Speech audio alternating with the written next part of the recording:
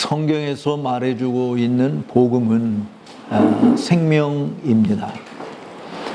그래서 번식력이 강하죠. 생명이 없으면 번식하는 일은 불가능합니다. 그런데 생명이 있기에 복음의 역사는 지금까지 수많은 탄압과 압박이 있음에도 불구하고 세계 곳곳에까지 번져나가는 그런 위력을 발하고 있죠. 근데 단순히 그냥 온실에서 번식하는 것으로 끝나는 것도 아니고, 그렇다고 푸른 초원에서 또 번식하고 있는 것이 아니라, 이 복음의 생명력은 특별히 종종 거친 들에서 혹은 사막에서 혹은 매섭게 몰아치는 눈보라 속에서도 그 생명력을 잃지 않고 오히려 더 활짝 피어나고 있는 것을 봅니다. 그리고 그 범위가 그냥 땅에 사는 우리들에게까지 미치는 게 아니라 정말 우주 공간에까지 그 생명력이 확장되어져 가는 모습을 보게 돼요. 어쩌면 이런 말을 할 때 여러분 속에서 목사님 무슨 말씀합니까? 지금 호흡이 끊어지면 한 줌의 흙으로 돌아갈 이 인생들이 득실되는 곳에서 복음의 생명력과는 거리가 먼 것이 우리가 살고 있는 현실 아닙니까? 그런데 복음의 이 생명력이 날로 확산 일로에 있다. 이게 말이 되나요? 라고 반문할지 모르겠어요. 맞아요. 복음을 수용하고 복음으로 살아가는 이들은 과거에 비해서 오히려 현저하게 줄었습니다. 마치 가마솥 바닥에 달라붙은 밥알까지 그냥 탁탁 긁어 모아도 한 그릇 가득 채울까 말까 하는 현실을 몰라서 제가 이런 말을 하는 것은 아니에요.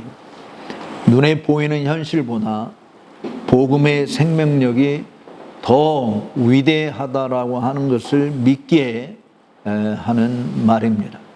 그것을 믿기에 낯설고 물서른 곳에까지 가서 사람들에게 복음을 전하는 일을 하는 거죠. 특별히 여러분들 중에 아프리카를 다녀오신 분이 없죠?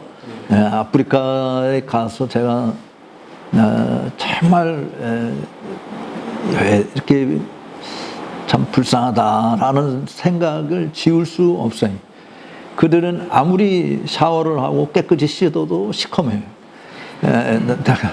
깨끗이 씻어도 하얗게 되는 법이 없고, 그야말로 까만 사람들이 정말, 우리 김성욱 집사님도 조금 까무잡잡한데 저는 거기 가면은 백인이에요.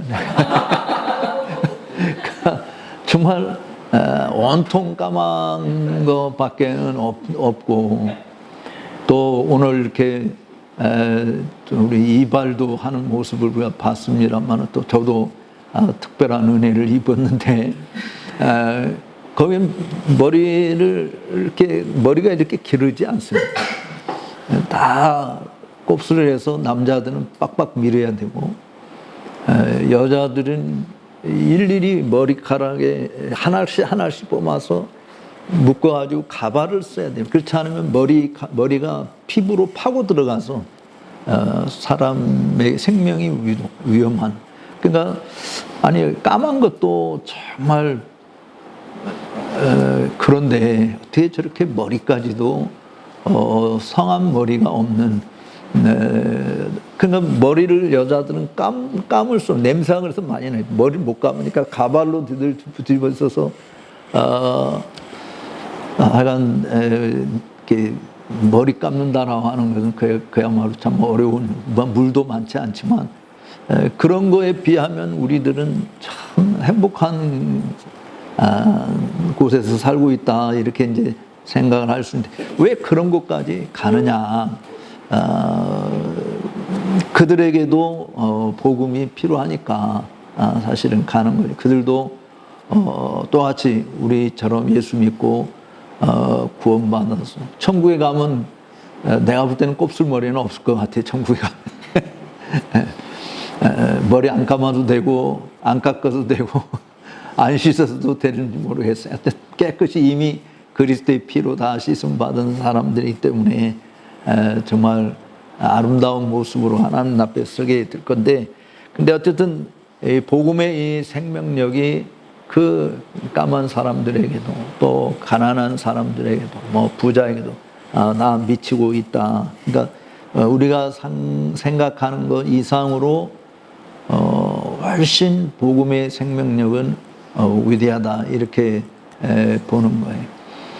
그리고 그 복음이 들어갔을 때 사람들이 변화되는 것을 보면 그야말로 누가 그런 일을 할 수 있겠는가. 그거는 복음 자체가 그런 일을 하는 건데 그 역사를 이루시는 하나님이 위대하신 거 아니겠어요? 그래서 우리들이 복음을 전하는 일을 한다. 근데 이 일은 단순히 목사나 선교사들만의 일이 아니다라고 하는 거예요.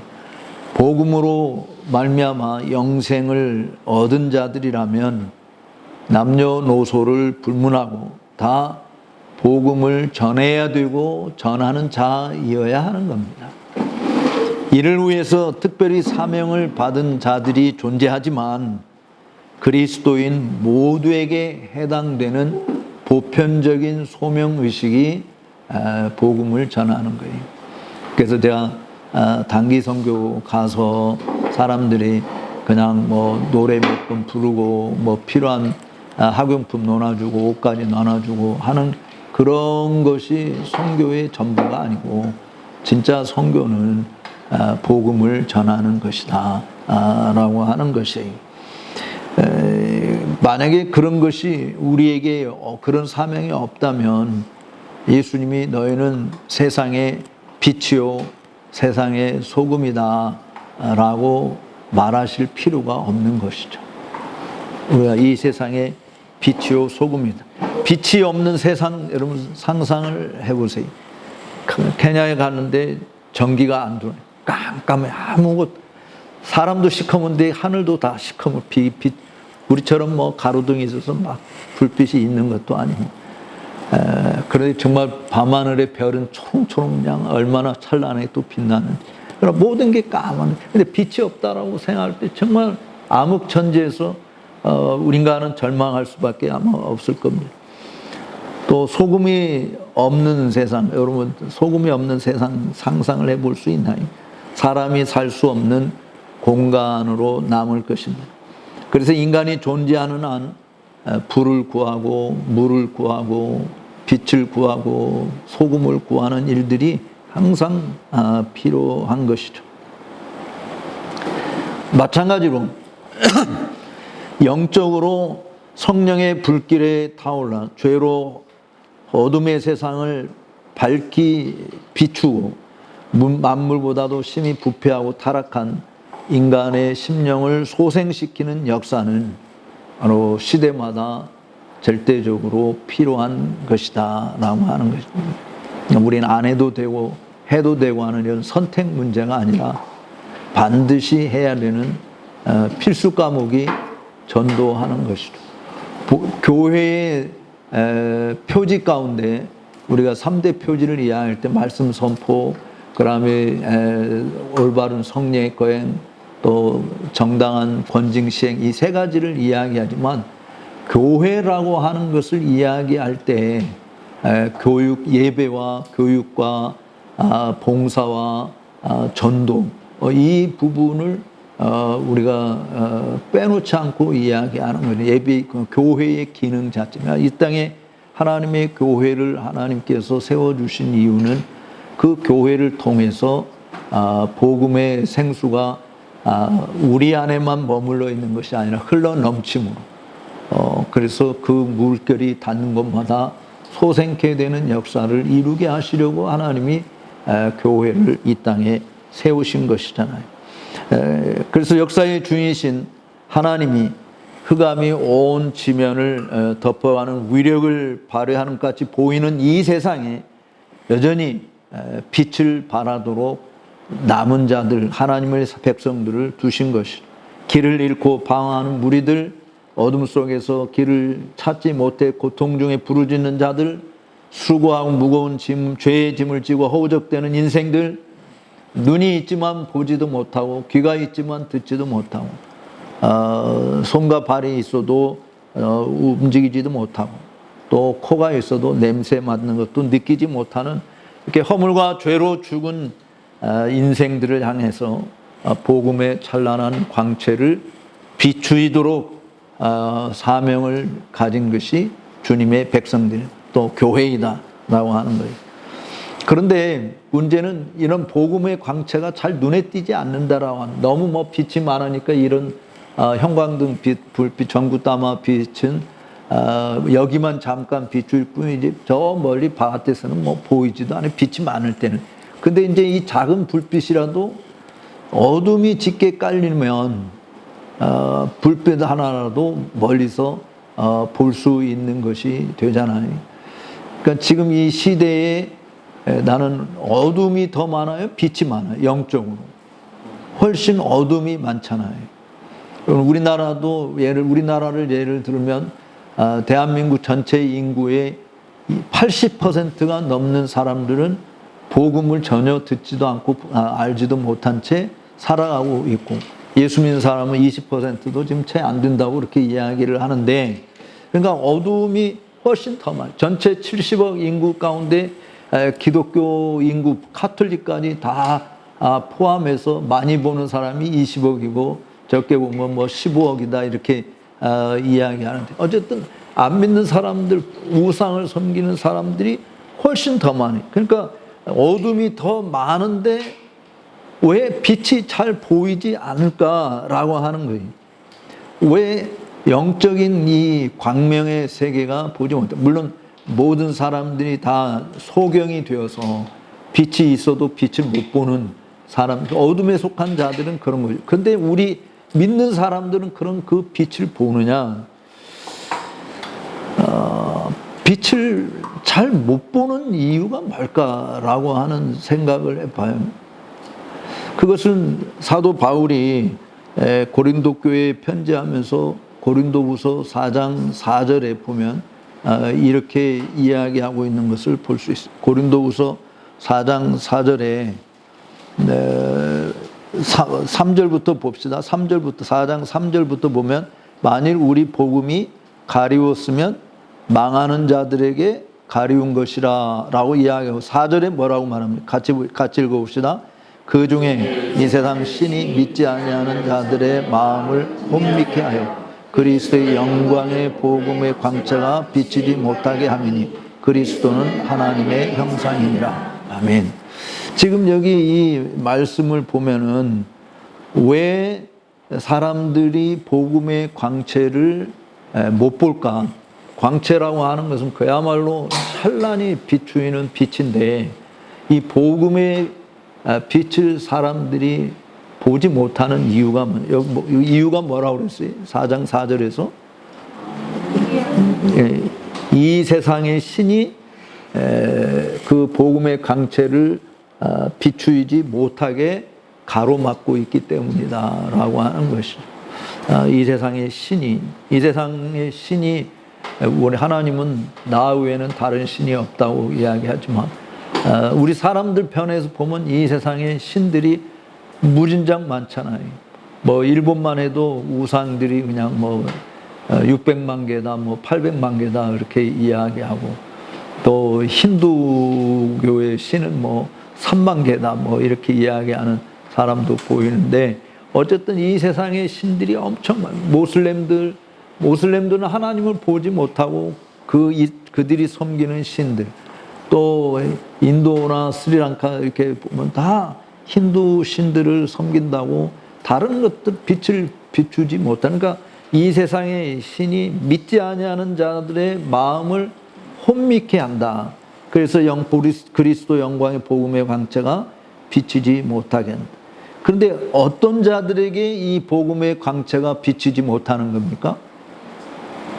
어떤 자들에게? 여기 보면은 물론 이 세상에 신을 숭배하는 자라고 말할 수 있겠지만 그 앞구절 3절에서 우리에게 보여주고 있는 정답은 뭐예요? 어떤 자들에게 이 빛이 비추지 못하는 거예요? 망하는 자들에게, 망하는 자들. 그러니까 이 말은 이 세상에는 망할 자들도 많다. 그리고 생명을 얻고 구원받을 자들이 많다. 그러니까 너네들이 안 믿는 것은 너네들은 망할 자식들이야 라고 그렇게 이야기할 수 있는데,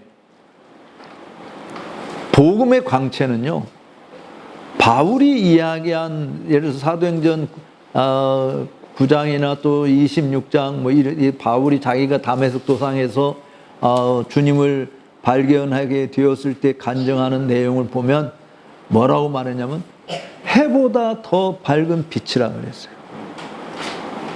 해보다 더 밝은 빛. 우리가 지금 이런 빛도 햇빛이 이렇게 있을 때 그냥 우리 눈으로 해를 쳐다볼 수 없잖아요. 잠시 0.1초는 쳐다봐도 금방 빨리 눈을 떼야지 계속 쳐다보고 있다는 실명할 수밖에 없게 되는. 그러니까 근데 그 해보다도 더 밝은 빛이라고 주님이 말씀하신, 이렇게 사도 바울이 이렇게 이야기했는데, 그런데도 그 빛이 비추지 못하는 것은 들을 귀도 볼 수 있는 눈도 없기 때문에 그런 거죠. 그들은 멸망할 자들인 것이에요. 그러나 기억할 것은 지금 예수를 믿는 우리를 포함해서 모두가 다 허물과 죄로 죽은 자들이었다. 이미 우리도 멸망의 바다에서 더 깊은 계곡으로 침몰할 수밖에 없는 그런 존재들이었는데, 찬송가 가사에 있는 대로 생명줄 던져, 생명줄 던져, 그 노래에 있는 것처럼 지금 곧 던져라, 물에 빠진 자들 건져라, 이렇게 이야기하고 있잖아요. 그러니까 그 생명줄을 던지지 않으면 계속 멸망의 바다에 계속 침몰되어져 간다. 그런데 어차피 죽을 자들이니까 그만 물속에 빠져드는 거 죽도록 내버려 두는 것이 그게 옳은 거 아닌가. 왜냐하면 그들은 멸망할 자식들이니까. 여러분 그거에 어떻게 생각해요? 멸망할 자식들이니까 내버려 두나. 만약에 그렇다고 한다면 저나 여러분들이 어떻게 구원을 받았느냐라고 하는 것을 깡그리 잊어버리고 사는 자들이랑 똑같다. 우리들도 허우적된 멸망의 바다에서 허우적대는데 누군가가 우리에게 구원의 생명줄을 던져준 거예요. 그래서 그 생명줄을 붙들고 우리가 건짐을 받은 거죠. 지금 멸망의 바다에서 침몰되고 있는 죽어가고 있는 사람들, 너네들 망하는 자들이니까 그냥 그렇게 죽어라, 이렇게 방치한다면 그 중에 건짐을 받아야 될 자들이 있는데 우리 때문에 죽게 내버려 두는 것, 그럼 우리는 간접 살인자가 되는 것이죠. 직접적으로 내가 죽이지 않았어도 내가 충분히 생명줄 던져서 건질 수 있는데 방치함으로 인해서. 옛날 세월호 사건 났을 때 그 선장이 자기 살겠다고 자기는 먼저 뛰쳐나오고 내버릴 때 얼마나 우리가 비난을 했습니까? 충분히 자기가 책임을 지고 해야지 자기 먼저 도망쳐 나오고 다른 그 많은 사람을 죽게 했다고 비난을 했는데, 우리도 그런 비난을 언제 받느냐? 주님 앞에 섰을 때 지옥에 있는 영들이 제가 나한테 충분히 예수 믿고 구원받자고 말을 해줬어야 되는데 말을 해주지 않아서 내가 이렇게 지옥에 왔습니다, 이런 말을 들을 가능성이 100%다라고 하는 것이죠. 그러니까 우리 그리스도인들은 언제든 우리 주변에서 이 생명줄을 던지는 사명을 가진 자다라고 하는 것을 우리가 잊어서는 아니 되는 것이, 깊은 물속에 빠져 죽어가고 있는 그들, 복음을 받아 생명을 얻게 되는 것이 우리들도 누군가가 던져준 생명줄 때문에 그랬듯이 그들도 그런 일이 필요하다. 우리를 멸망할 자로, 만약에 우리를 멸망할 자로 규정을 해서 방치해뒀다고 한다면 우리도 아직도 지금도 구원 못 받고 죄의 늪에 빠져서 맨날 죄만 짓다가 정말 영원한 심판을 피할 수 없게 될 것입니다. 그런데 어쨌든 우리는 누군가가 던져준 생명줄 때문에 우리가 건짐을 받았다. 그래서 구원 얻었고 생명을 얻었고 살 소망으로 가득하게 된 것입니다. 이런 은혜를 받은 것이 분명하다면 지금 생명줄 던져서 누구라도 이 줄을 붙잡고 멸망의 바다에서 건져내면 받는 역사를 이룰 책임이 누구에게 있느냐? 목사에게 있다. 선교사에게 있다. No. 바로 우리 모두에게 있다. 우리 모두에게 있다. 이 사명을 사실은 감당을 해야 되는데 문제는 이 복음의 능력이 다 소진되어서가 아니라 복음의 빛을 받았으면서도 그 빛을 반사하지 못하는 무기력한 자들. 그러니까 이거를 다시 이해하면 생명줄을 바다에 던져야 되는데 이 던질 힘이 없는 거예요. 내가 너무 무서워. 나 앞에 떨어지고 말을 누구도 건지지 못하는 정말 무기력한 자가 되어버린 거예요. 어느 장로님이 여러분도 누구라면 아는데요. 자기 교회 목사님과 함께 지난 주간에 신방을 하면서 교회 30, 40대 젊은이들에게 신방 가운데서 직장에서 점심 먹을 때 기도하고 먹는 사람. 여기 여러분들 직장에서 생활을 기도하고 먹습니까? 그렇게 질문을 던졌는데 절반도 대답을 안 한다는, 기도 안 하고 그냥 먹는데 절반도 안 되는, 기도하고 먹는 사람이 절반도 안 되는. 그래서 굉장히 장로님도 놀라고 목사님도 놀랐어요. 그래서 왜 직장에서 점심 먹을 때 기도 안 하고 먹느냐라고 물었더니 기도하는 자가 그러니까 기독교인으로 복음에 합당하게 살지 못하면서 기독교인이라는 정체성을 드러내기가 매우 껄끄럽고 동시에 직장에서 불이익을 받을 가능성이 크기 때문에 기도하지 않는다라고 그렇게 대답을 했다는 거 그래요. 물론 우리는 세상에서 기독교인임을 확실히 드러내는 것을 감출 수밖에 없는 혹독한 박해의 현장을 맞닥뜨릴 수도 있습니다. 근데 그런 것은 흔한 일이 아니고 북한 땅이나 모슬렘 지역이나 힌두교가 극단적 힌두교들이 있는 그런 지역에 또 얼마 전에 내가 영상을 봤는데 나이지리아에 정말 이 극단적 모슬렘들이 기독교인 마을들을 쑥대밭으로 만들었어. 그래서 피난 와가지고 다 수백 명이 그 기독교인들이 피난 와서 살 수 없는 그런 곳에 텐트 쳐놓고 거기서 지내는 그런 모습을 봤는데 정말 안타까워. 우리가 항상 그런 현실 속에 있는 것이 아니잖아요. 그러니까 기독교인이라고 드러내놓으면 죽는. 북한 같은 경우는 무슨 중학생들이 USB 통해서 한국 드라마를 봤더니 무엇을 봤더니 그것으로 지난번에 30명이 공개체행 당했잖아요. 그건 복음 때문에 그런 게 아니고 그런데 근데 거기는 기독교인들이 이 성경을 들고 있는 것만 봐도 기독교인들이 이렇게 죽어요. 오늘 그 탈북자 간증하는 분 자기 집에 평양 시내에서 아파트에서 그 잘 사는 데서 어쨌든 탈북해 왔는데 자기 그 아파트에서 어느 날 7층인가 거기에서 한 사람을 그냥 떨어뜨려서 바닥에 떨어서 죽였다는. 그게 성경을 가지고 있었다고 하는 죄목 하나로 그냥 기독교인들을 이렇게 추락해서 죽이는. 그러니까 그런 현상들은 우리한테 흔한 현상이 아니고 정말 특수한 상황에 있는 것이잖아요. 그럴 때 자연스럽게 우리 자신들이 기독교인이라고 하는 정체성을 드러내기가 쉽지 않은 것이지 않습니까? 그래서 숨어야 돼요. 북한의 기독교인들은 그들의 소원이 큰 소리를 내서 기도해보고 소리를 내서 마음껏 찬송을 부르고 싶은 것이 그들의 소원. 근데 우리는 그러니까 찬송을 소리내서 불렀다가는 다 잡혀가니까 죽어야 되니까 기도하는 것도 큰 소리로 못하고. 근데 그런 것이 없이 우리가 사는데 우리는 기도도 안 하고 밥 먹을 때도 어떻게 기도도 안 하고 먹을 수 있는가, 이런 생각을 사실은 하지 않을 수 없어요. 평범한 삶의 현장에서는 내가 그리스도에게 속한 것임을 당당하게 나타내는 것이 어떤 의미에서는 최선의 이 공격이고 이것이 최고의 방어잖아요. 그렇게 이런 운동 규칙 자체가 영적 생활에도 통한다라고 하는 것입니다. 사실 우리 주님이 경고한 것을 한번 여러분 생각해 보세요. 마태복음 10장에 보면 32절, 33절에 뭐라고 했습니까? 누구든지 사람 앞에서 나를 시인하면 나도 하늘에 계신 내 아버지 앞에서 저를 시인할 것이고, 누구든지 사람 앞에서 나를 부인하면 나도 하늘에 계신 내 아버지 앞에서 저를 부인하리라. 이거 보통 심각한 게 아닌 말씀이에요. 김규필 목사님 여러분 모른다고 부인할 수 있어요. 그런데 왜냐하면 거짓말이라고 하는 걸 다 알아요. 근데 예수님이 나를 모른다라고 하는 거짓말이 아니에요. 그거는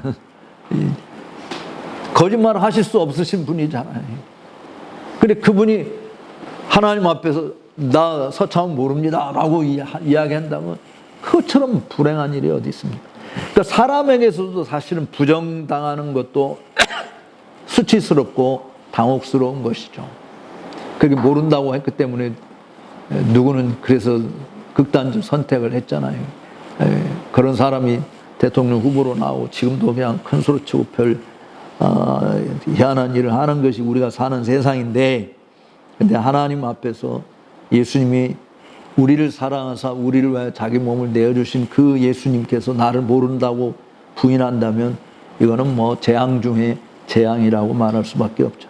근데 그런 일이 벌어지기 전에 아직 우리 코에 호흡이 붙어 있는 동안에 이 복음의 생명줄 힘차게 던져야 된다. 그 던지는 힘을 어디서 공급받냐?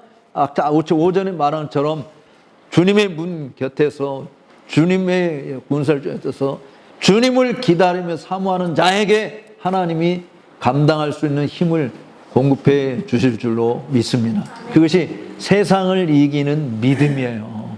세상이 감당치 못할 그런 믿음의 용사들이 될 수 있는 비결인 것이죠. 그러니까 우리 그리스도인들이 이 전도한다라고 하는 거 잘 못하는 이유가 뭐냐? 주일날 주님으로부터 정말 은혜의 강물을 풍족하게 받아 마셔야 되는데 그 은혜의 역사들을 이루지 못하는, 사실은 은혜라고 하는 것은요, 내가 은혜로 거듭났고 은혜로 살고 은혜 가운데 죽는 거거든요. 우리가 주님 앞에 섰을 때 내세울 수 있는 거, 내가 은혜로 구원받았습니다, 내가 은혜 가운데 살았습니다, 그러면서 내가 저런 일들을 하면서 살았습니다, 이런 것은 자랑거리가 하나도 못 되고요. 그냥 은혜로 건짐을 받았고 은혜로 살았고 나 된 것도 하나님의 은혜고 내가 지금 이 침상에서 죽음을 맞이하는 이것도 은혜입니다. 모든 게 다 주님의 은혜입니다. 이렇게 고백할 수밖에 없네요. 근데 그런 고백을 못하는 이유가 은혜를 평소에 못 받는다. 그러니까 하나님의 은혜를 줄 만한 능력이 부족해서가 아니고, 사실은 하나님은 아까 오전에도 이야기했지만 언제나 I am ready to pour out all my power, all my grace. 모든 능력과 은혜를 pour out, 부어줄 수 있다. 그냥 요즘에 장마가 와가지고 장마에 비가 1시간에 146mm인가 내려가지고 완전히 바켓으로 물을 붓듯이 그렇게 비가 쏟아졌다는 거 아니에요. 모든 걸 다 쓸어 내려가는 거잖아요. 하나님의 은혜는 그 복음의 빛을 비추지 못하도록 막는 그 장벽이 어떠한 것이든 그 장벽을 다 무너뜨리고도 남는 거예요.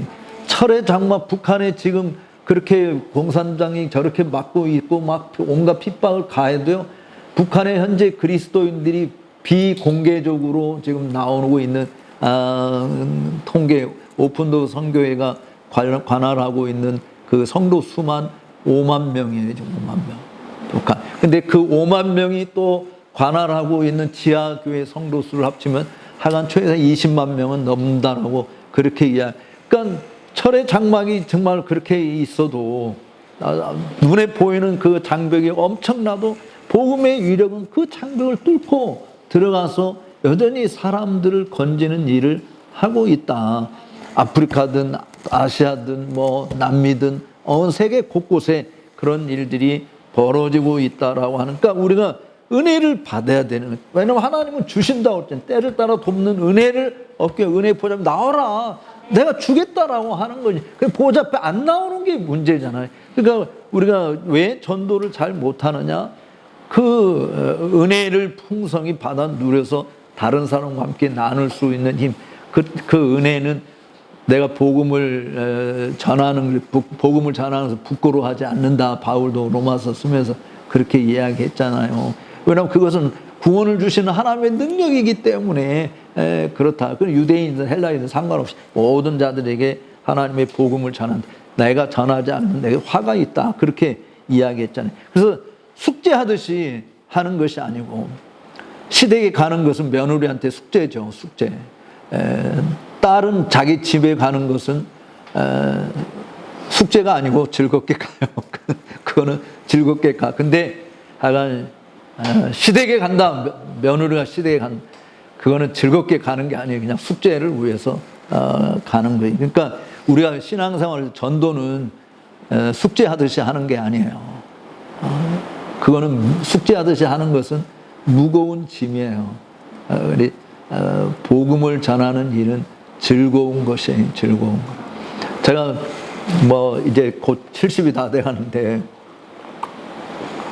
그래도 아프리카 가서 하는 건 육신적으로는 피곤한 일이지만요 너무 즐거운 거예요. 너무 감사한 거고 그들이 참 나같이 연약한 사람의 입을 통해서 증거되고 가르치는 말씀을 듣고 기뻐하고 그렇게 환영하고 또 와달라고 손 붙잡고 요청하고 하는 그런 그러니까 복음의 그 위력 자체. 내가 그냥 지금 하나님 앞에서 숙제하듯이 이 일을 하는 것이 아니고 돈이 많아서 내가 가고 싶을 때 얼마든지 갈 수 있는 그런 것도 아니고 너도 하나님께 이거를 위해서 기도하고 하나님 필요한 재정도 감당할 수 있게 해달라고 기도하고 그래서 하나님께서 어떤 이런저런 모양으로 채워주셔서 또 와서 일을 하고 오고 이러는 건데 우리가 정말 숙제하듯이 하는 것이 아니라 그리스도인의 삶에서 자연스럽게 우러나오는 일이다.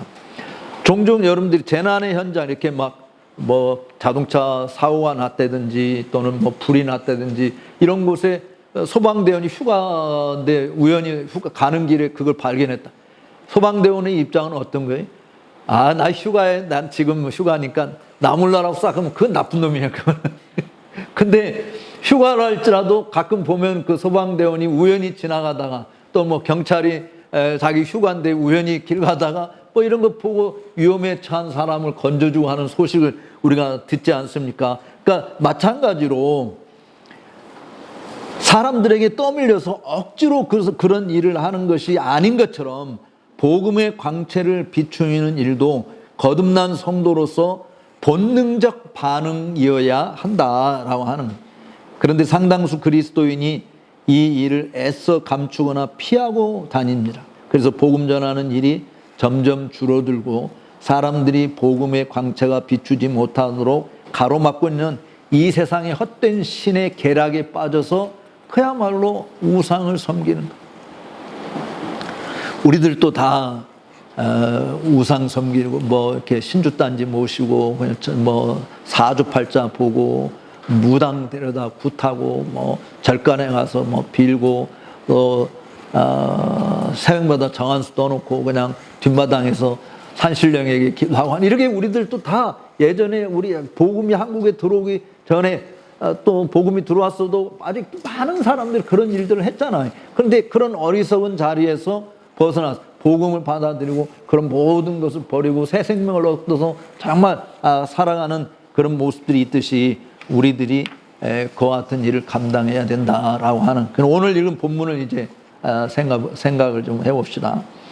자, 14절 같이 한번 읽어보겠습니다. 오늘 읽은 본문 고린도전서 2장 14절 고린도후서 2장 14절 고린도후서 2장 14절 같이 읽어봅시다. 시작.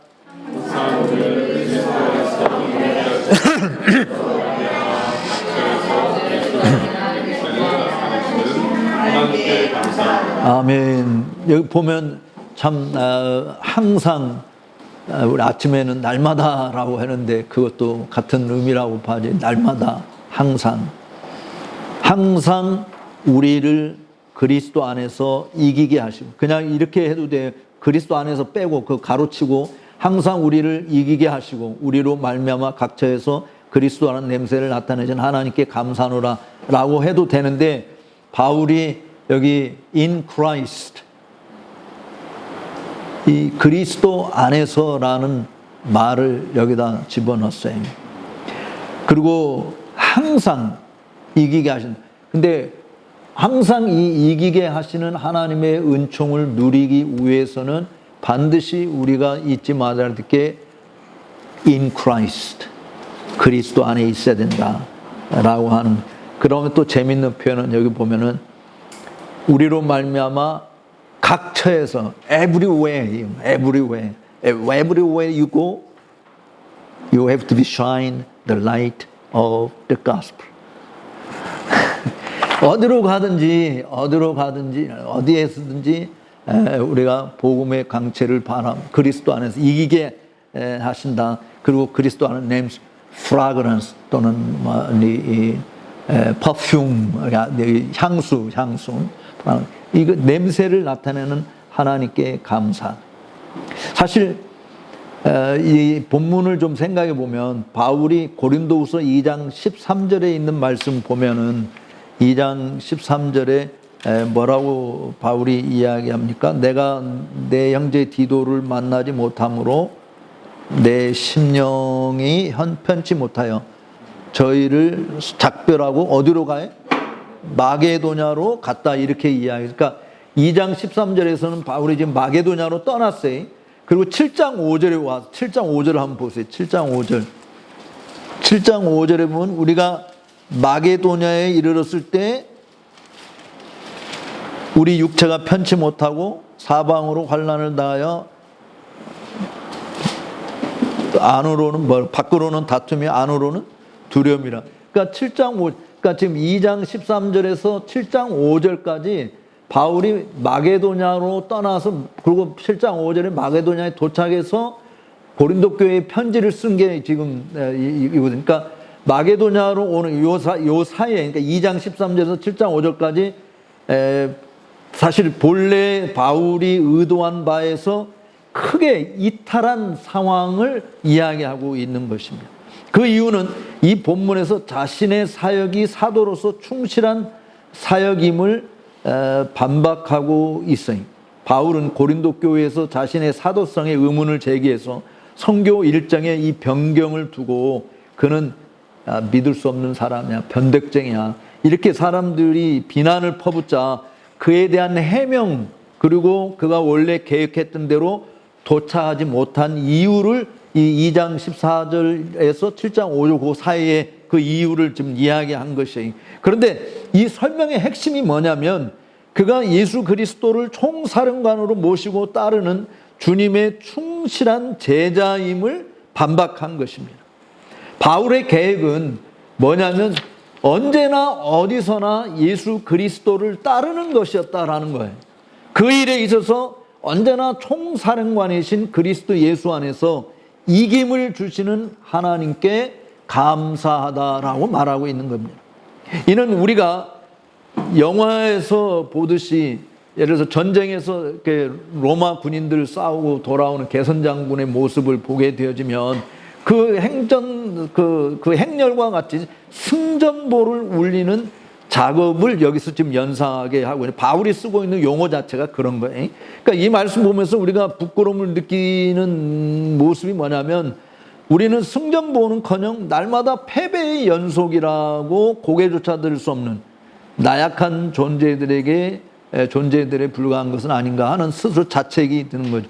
왜 여기 바울은 분명히 날마다 우리에게 각처에서 이기게 하시는 그 하나님께 감사하다고 그랬는데 뭐 우리가 바울의 1차, 2차, 3차 전도 여행을 보게 되면 얼마나 많은 핍박을 받고 고난을 받고 막히고 정말 얻어맞고 감옥에 갇히고 하는 일들이 얼마나 많았어요. 그런데 바울은 날마다 각처에서 이기게 하셨다라고 이야기해요. 그 이기게 하시는 그리스도 안에서 이기게 하시는 하나님께 감사하다라고 하는 것이. 그러니까 바울이 본문에서 총사령관이신 그리스도 안에서라는 문구를 사용한 것을 보면 어쩌면 우리가 이기지 못하는 것은 그리스도 안에 있지 못한, 아까 아침에도 말한 것처럼 예수님이 우리 학교까지 또는 예수님이 내 직장까지 따라오시면 안 되는, 그러니까 직장 생활이나 학교 생활은 예수님 없어도 내 여전히 공부 잘하고 직장 생활 여전히 잘하는 것이죠. 그러니까 내 힘으로 하려니까 못 이겨서 빛을 발하는 일조차도 못하는 것이다 라고 하는 것이, 목숨을, 사실은 그리스도 안에 있지 않으면 승리는커녕 목숨을 잃을 위험에 빠지고 동시에 적에게 이로움을 안겨다주는 반역자가 될 수 있는데, 예수를 구주로 믿는다고 고백은 하면서도 예수님 안에서 걷고 뛰고 먹고 마시고 함께하는 일 등한히 여기거나 아예 생각하지 않고 산다. 그러니까 상당수 그리스도인이 예수는 우리가 가는 곳에 따라오시면 안 되는 존재로 간주하고 살아간다라고 하는 것이죠. 그러니까 그리스도인으로서 승리의 개성가를 부르지 못하는 원인이 뭐냐? 예수님 없이 직장 생활하고 예수님 없이 가정 생활하고 예수님 없이 학교 생활하고 하기 때문에 승리하지 못한다라고 하는 거예요.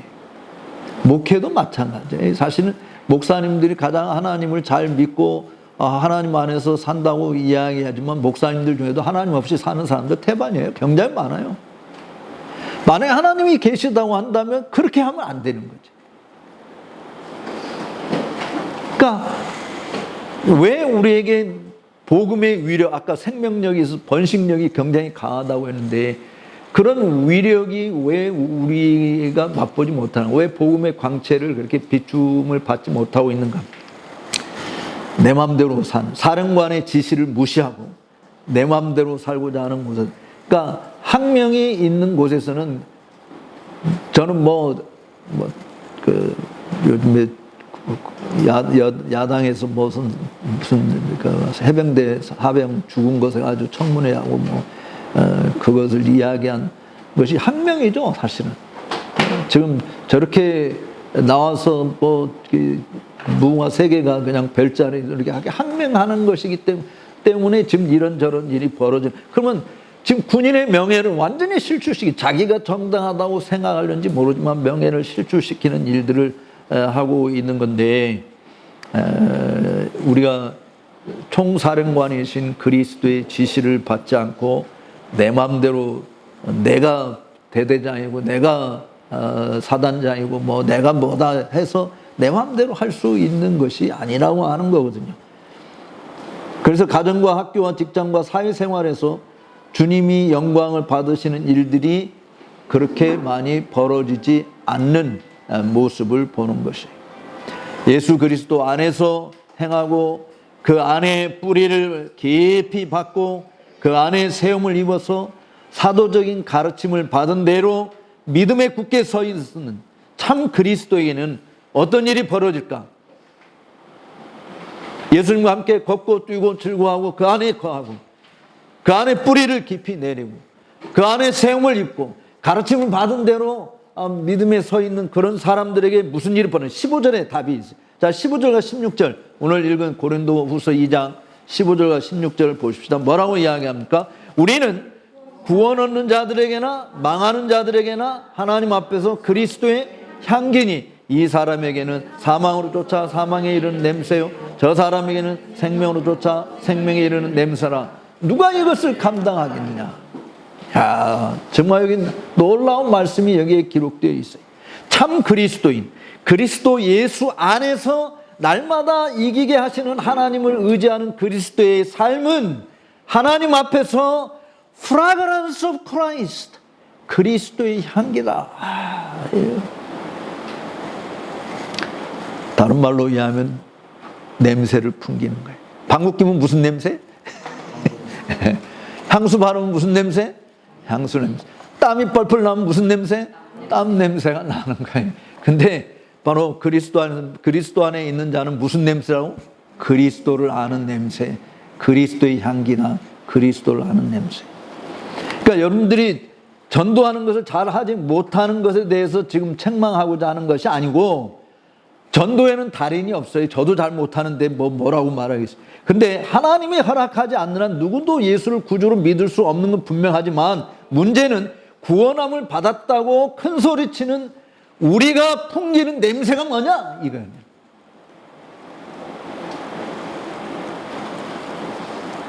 야곱이 이제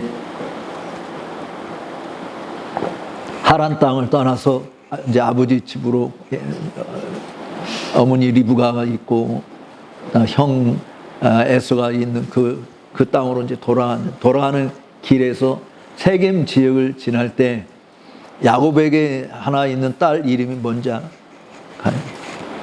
야곱의 딸 이름 네? 잘 몰라? 네. D자로 시작해. 디나라고 하는 딸이 그냥 불행한 일을 겪잖아요.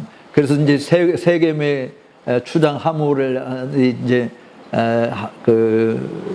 하몰의 아들이 이제 야곱 식구들 찾아와서, 당신 딸을 내가 아내로 맞이하고 우리랑 같이 혼인해서 서로 이 땅에서 잘 먹고 잘 삽시다라고 이야기를 해요.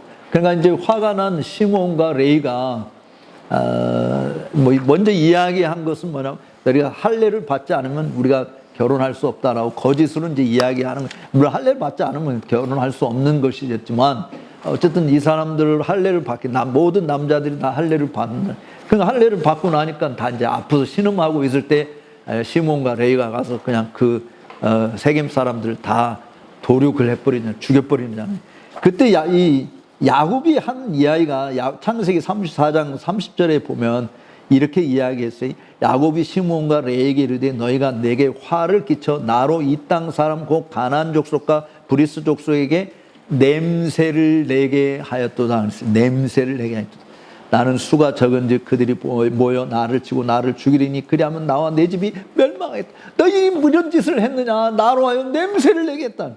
여기 냄새를 내게 했다라고 하는 표현은 무슨 뜻이냐면, 자기를 악취가 나는 고약한 사람으로 만들었다. 그러니까 야곱을, 아들 시몬과 레이가 아주 아버지가 훌륭한 사람으로 이렇게 비춰지게 해야 되는데, 오히려 야곱이 고약한 나쁜 사람이다라고 그렇게 냄새를 풍기게 만들었다라고 하는. 그래서 더 이상 이 세겜, 이 브리스 족속이나 또 가나안 족속, 이 사람들이 야곱과 그의 식구들하고는 상종할 가치도 없는 놈들이다, 이렇게 만들었다, 그런 이야기예요. 자, 한번 여러분들에게 묻고 싶어요. 여러분은 세상 사람들이 볼 때 상종할 가치도 없는 존재로 냄새를 풍기고 있나요? 아니면 가까이 하고 싶어서 애걸복걸하는 그런 사람으로 살고 있는가? 사도 바울이 본문에서 언급하고는 우리는 그리스도의 향기라고 말하는 이 향기, 냄새는 고약한 사람이라는 냄새가 아니고 생명의 향기를 위한 그리스도의 향기이기 때문에, 그리스도 생명의 향기. 그러니까 물론 이 향기의 특성은 두 가지예요. 어떤 사람에게는 사망에 이르게 하는 냄새고, 어떤 사람에게는 생명에 이르는 냄새. 이거는 진리이기 때문에 망하는 자들에게는 복음의 광채가 비추지 못하는 그런 사망에 이르는 냄새. 그렇지만 그 중에 건짐을 받는 자들이 있다. 그들에게는 똑같은 것이지만 어떤 사람에게는 똑같은 예를 들어서 이 징검다리가 있는데 어떤 사람한테는 이 징검다리가 걸림돌이 되고 어떤 사람한테는 이 징검다리가 그야말로 징검다리가 되는 거죠. 이 징검다리 딛고 한쪽 더 나아가는 것이 되는 것이지만 디딤돌이 될 수 있지만 어떤 사람은 걸림돌이 되어지는 거예요. 그러니까 똑같은 돌인데 어떤 사람에게는 걸림돌, 어떤 사람한테는 디딤돌. 이 차이가 있는. 그러니까 복음의 빛이라고 하는 것은 그런 부분이 분명히 있는 것은 맞아요. 그렇다고 한다면 우리가 풍기는 냄새는 어떤 냄새냐라고 하는 거예요. 그리스도를 아는 냄새. 그래서 사실은 the fragrance of Christ, 이거는 knowledge of Christ, 그리스도를 아는 지식이라고 이야기할 수 있는데요. F.B. 마이어는 유명한 그 성경학자 F.B. 마이어는 이렇게 이야기했어요. 그리스도의 달콤한 향기, sweet fragrance of Christ. 이 그리스도의 달콤한 향기, 그것은 이거 아주 우리가 잘 들어야 돼.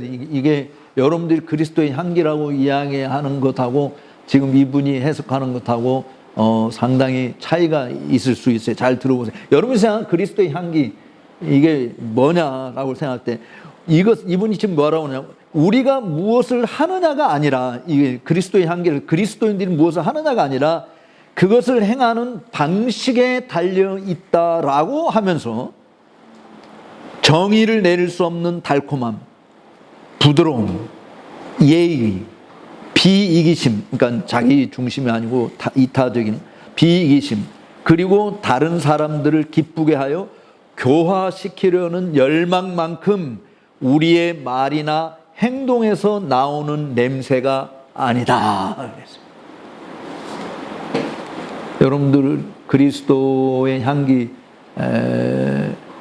우리 그리스도인의 말과 행위에서 풍겨 나오는 그런 냄새라고 지금 F.B. 마이어는 그것이 아니다.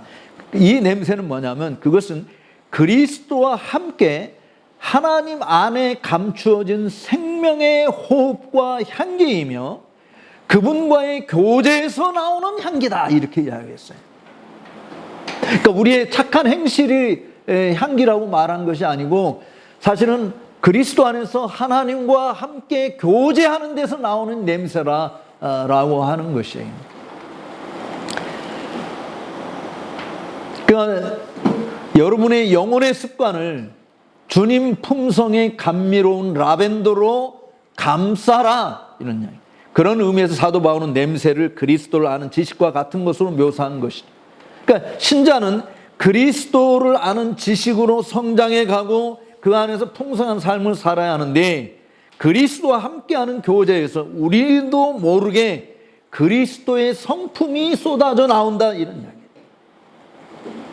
그런 차원에서 우리가 말할 때 그 냄새를 맡고 나도 같은 향수를 써야겠다고 덤비는 자들은 그리스도로 옷 입는 자가 되는 것이고, 지독해 하면서 냄새를 싫어하는 자들은 그리스도가 없는 지옥 형벌을 피할 수밖에 없는 것이죠. 피할 수 없는 자가 되는 거예요. 그러니까 우리가 백화점에 들어가면 1층에 항상 뭐가 있습니까? 향수 가게가 항상, 화장품 가게가 있어가지고, 왜냐하면 그거는 사람들을 끄는 방편이 상술이죠.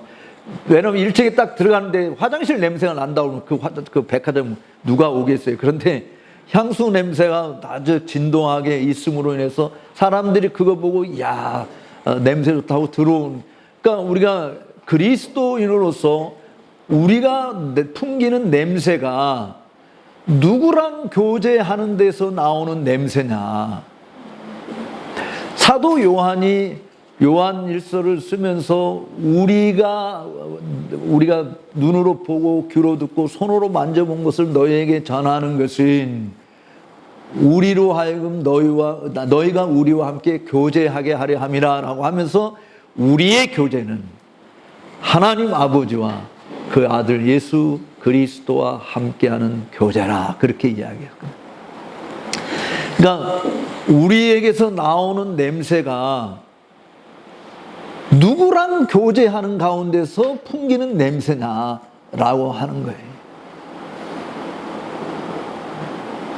그러니까 우리가 전도하는데 그리스도의 향기를 잘 발하지 못하는 이유가 뭐냐? 다른 말로 이야기하면 우리가 그리스도와 교제하는 것이 굉장히 드물다라고 하는 것이에요. 예를 들면 젊은 남녀들, 우리 여기 다 결혼하신 분들, 연애할 때 한번 생각해보세요. 처음에 우리 김성욱 집사님, 우리 시원이 엄마 처음에 만났을 때 가슴이 버글버글.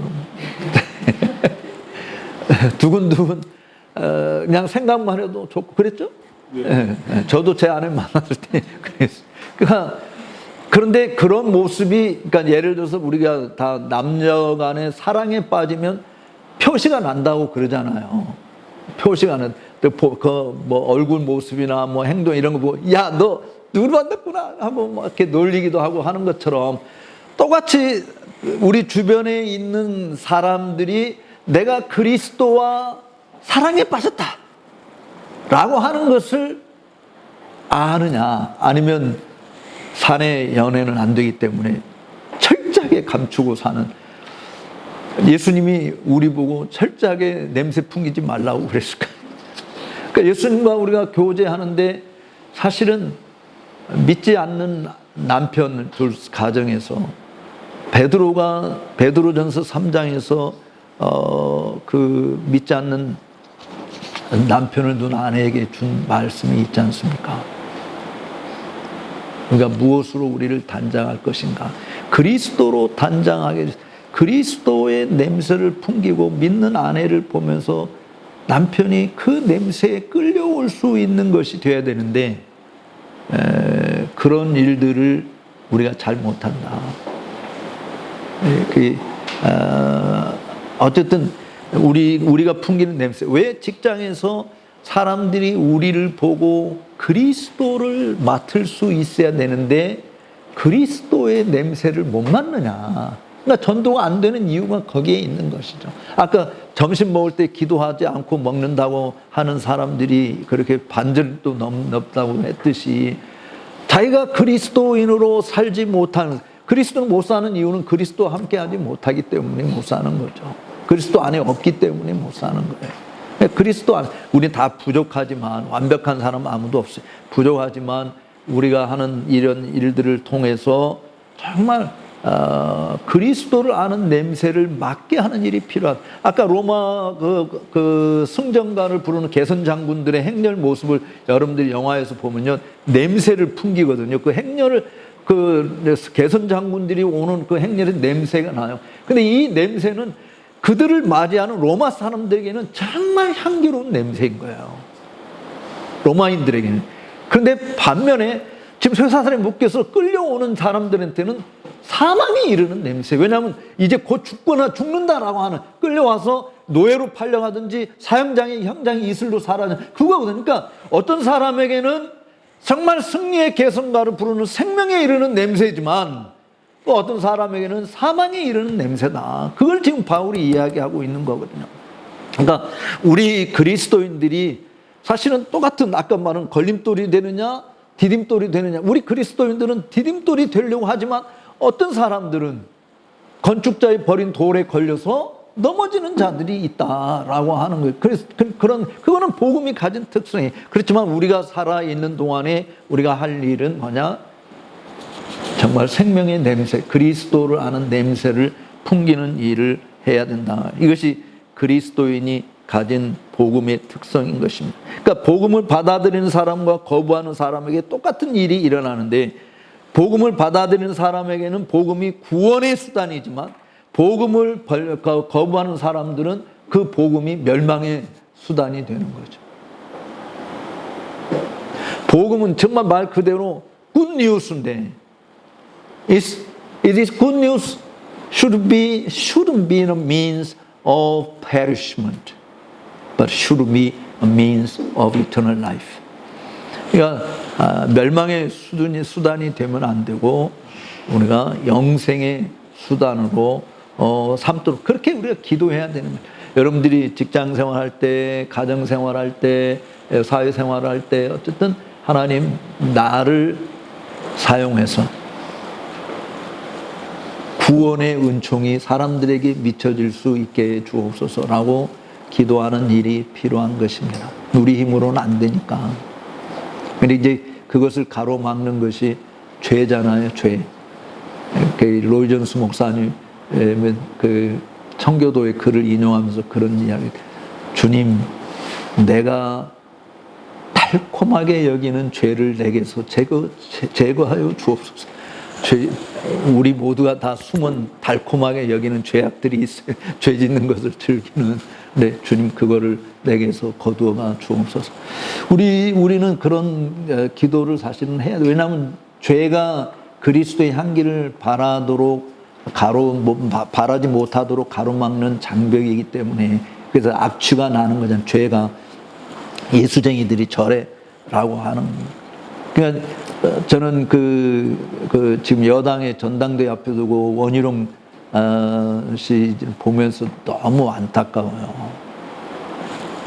자타가 공인하는 기독교인이잖아요. 본인도 정말 신실하게 예수 믿는. 근데 왜 이렇게 사람을 막 공격하고 욕하고 험담하고 하는 일을 왜 그래? 기독교인이라고 하는 그런 냄새를 전혀 못 풍긴다. 아무리 상대방을 꺾고 내가 대표가 돼야 되겠다라고 해도 우리가 그 상대방, 사실 사랑은 허물을 덮어주는 거잖아. 근데 허물 조금만 나오고 그거 가지고 공격하고 이런 것은 기독교인의 자세가 아니다. 그러니까 사실은 저는 원희룡 씨를 개인적으로 정말 그분이 참 많은 목사님들이 훌륭한 그리스도인이라고 이야기해서, 근데 이번에 그런 모습 보면 너무너무 실망스러워. 그러니까 정치권에서 정말 그리스도인이라고 하는 게 아무 의미가 없다. 직장 생활에서 교회 다닌다고 하는 게 아무 의미가 없다. 이게 지금 전도를 가로막고 있는, 교회를 쇠퇴시키고 있는 가장 큰 이유라고 보는 것이죠. 생명력을 상실해 버렸어요. 로이 존스 목사님 이야기, 교회가 이 세상을 섬기는 최고의 지름길이 뭐냐? 뭐 교회 문턱을 낮추고 뭐 사람들이 오기 쉽게 만들고 카페를 교회 안에 만들어서 뭐 사람들을 환영하고, 그게 지역사회를 섬기는 길이 최고의 길이 아니고, 교회가 이 세상에서 볼 수 없는 구별된 모습, 교회로서의 모습, 즉 거룩성을 가지고 있는.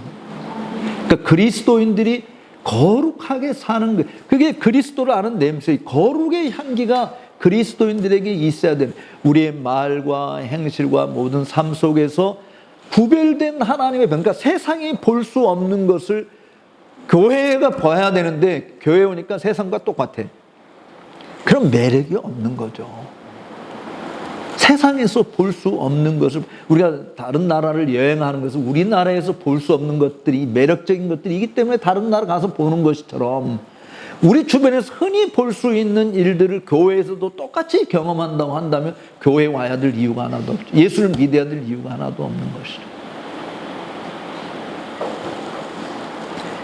바울은 17절에서 우리가, 즉 바울과 그의 동역자들 디모데나 디도와 같은 복음 사역자들이 뭐라고 하냐면, 수단 사람들과 같이, 우리가 수단 사람들과 같이 하나님의 말씀을 혼잡하게 하지 않고, 이 말을 그냥 물론 이제 우리가 설교적으로 성경 해석적으로 이제 이야기할 수 있는 부분은 있지만, 그러나 지금 전도와 관련해서 우리가 생각할 때 수많은 사람들이 하나님 말씀대로 안 살고, 이 사람은 귀에 걸면 귀걸이, 저 사람은 코에 걸면 코걸이가 되고, 여기서 이렇게 말하고 저기서 저렇게 말하고, 말씀을 혼잡하게 만드는 것이 아니라 일관되게 만든다는, 그러니까 거룩한 구별된 하나님의 백성으로서의 일관된 모습을 간직하고 있을 때, 그것이 뭐냐면 여기 보면 순전함으로 하나님께 받은 것 같이 하나님 앞에서와 그리스도 안에서 말하노라 라고 이야기하고 있잖아요.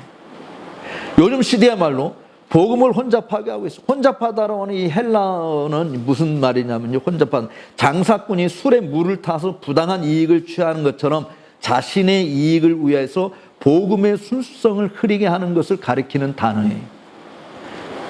지금 교회의 일꾼이라고 하는 자들이 벌이고 있는 것이 여기에서 자유롭다고 말할 수 있을까요? 저는 아니라고 봐요. 교회가 종교 사업체로 둔감하고 있고, 잠시 있다가 없어지고 말 것을 위해서 영생을 얻게 하는 일을 포기하고 있어요. 육적 유익과 만족을 위해서 영적 권리를 쉽게 내동댕이 치고 있는 것이죠. 순수한 복음을 듣기 어려운 시대가 되었기에 가정과 학교와 직장에서 그리스도를 아는 가장 달콤한 향기를 맡을 수가 없고, 고약한 냄새만 풍기는 교회와 성도가 되어버린 것이, 구별된 거룩한 향기가 없는 교회와 성도가 되어버렸다.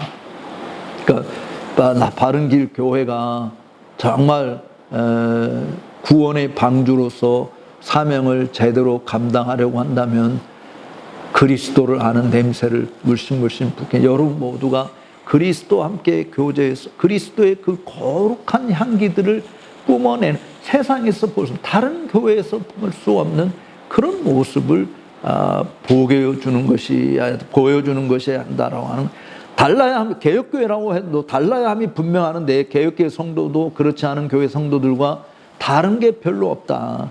다른 사람들의 취향과 달리 하나님의 취향에 맞추어서 설계하고 하나님 기뻐하시는 것을 최우선 과제로 여기며 사는 자들이야 하는 개혁교회 성도들 역시도 오직 육적 만족을 위하여 고귀한 영적 권리를 쉽게 포기해 버리고 마는 것입니다. 그래서 개혁교회조차도 말씀을 혼잡하게 하며 악취를 풍기고 있는 것은 아닌가. 그렇지 않다면 왜 우리에게서 냄새를 맡는 주변 사람들에게 생명을 얻게 하는 역사를 일으키지 못하고 있는 거예요. 우리의 관심사도 위의 것을 찾는 것이 아닌 땅에 있는 것에 집착하고 있는 것이기 때문이지 않는가. 그리스도 예수를 아는 지식 가운데서 성숙해지는 영적 교제로 말미암아 우리 몸에 배인 냄새가 백화점에 들어갈 때 나는 향수보다 더 진한 것이 되어야 한다. 그렇지 않으면 세상의 냄새에 다 사람들이 코에 꿰어서 그쪽으로 다 가는 거예요. 왜냐하면 이쪽에 자석이라고 하는, 자석 알지? 마그네틱. 이 자석을 보면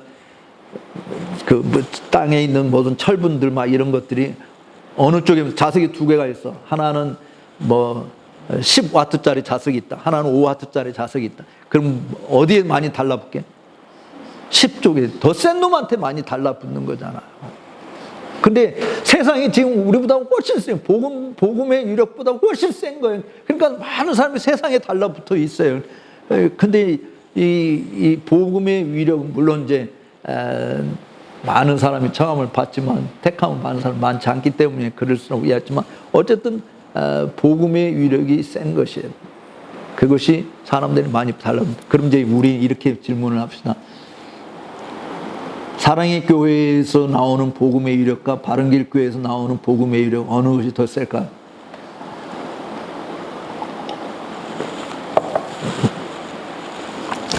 사람들이 많이 모이는 것을 보니까 그곳이 더 센가 보다라고 생각을 할 수 있어요.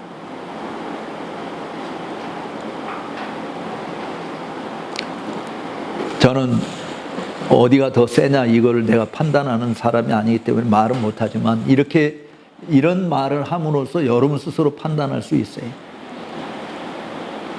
신학교 우리 총신에 지원하는 학생 수가 작년에 미달로 이번에 겨우 인원수 채워지는데 아마 내년에도 겨우 인원수 채워지리라고 생각하는데 복음의 위력이 세다고 한다면 사랑의 교회가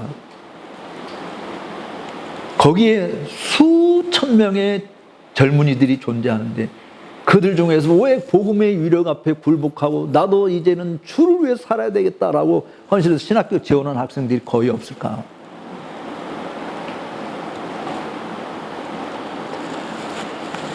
그 많은 수만 명의 사람들이 강남을 뒤집어 놓고 있는가? 판단은 여러분에게 맡길게요. 내가 이렇다 저렇다 말을 할 수. 근데 신학교에 오는 학생들의 대다수 출신들이 중소형 교회의 젊은이들이 교회에 많이 옵니다. 신학교에 많이 옵니다. 정말 그곳에 복음의 위력이 대단하다고 한다면 거기에 모인 수많은 사람들이 이 세상 부귀영화 다 버리고 주 예수보다는 귀한 것이 없다. 그리고 내가 악을 골짝 빈들에도 내가 정말 사막이든 초원이든 궁궐이든 뭐든 그런 거 다 버리고 내가 그런 거 상관없이 내가 복음을 위해서 가겠다. 이런 고백을 하는 사람들이 많지 않다라고 하는 것이죠. 무엇이 정말 복음의 위력이 센 것인가? 저는 우리 바른길 교회가 그냥 지금 벌써 이제 2년이 다 돼가죠. 예, 이제 이곳으로 만족하지만 여러분들을 통해서 여러분들이 강한 자석이 복음의 위력을 바라는 강한 자석이 여러분의 현장에서 여러분에게 이끌려서 이 하나님이 우리에게 은혜를 주시는 주님의 문설주 곁에 기다린 자가 여호와께 은총을 입는 건데 그런 은혜를 입는 교회로 우뚝 세워질 수 있게 되기를 주의 이름으로 축복합니다. 말씀을 맺도록 하겠습니다. 그리스도 안에만 머무르시기 바라니 총사령관인 그의 명령에 순종하고 그의 가르침을 따라서 행하십시오. 그리스도와 함께하는 시간을 많이 가지십시오. 그로부터 묻은 향기로운 냄새를 주변 사람에게 맡게 하십시오. 고인물은 흘러버리고 날마다 공급해 주시는 생수를 마시기 바랍니다. 작은 입이라도 열어서 복음을 전함으로 복음의 광채를 비추게 하십시오. 그리고 복음 전도자를 위해서 날마다 기도하고 물질적인 후원도 아끼지 마시기 바랍니다.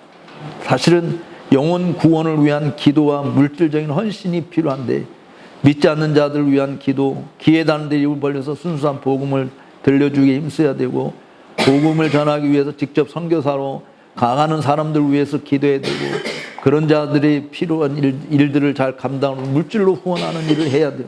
그래서 그런 일들을 통해서 바른 길 교회가 정말 길이요 항상 승리의 노래를 부르는 지름길을 사람들에게 언제나 제시해 줄 수 있고 그리스도라는 냄새를 물씬 풍기는 여러분들을 통해서 하나님이 크게 높임을 받는 위대한 역사를 이루는 일에 복되게 쓰임받게 되기를 주의 이름으로 축복합니다. 기도하겠습니다.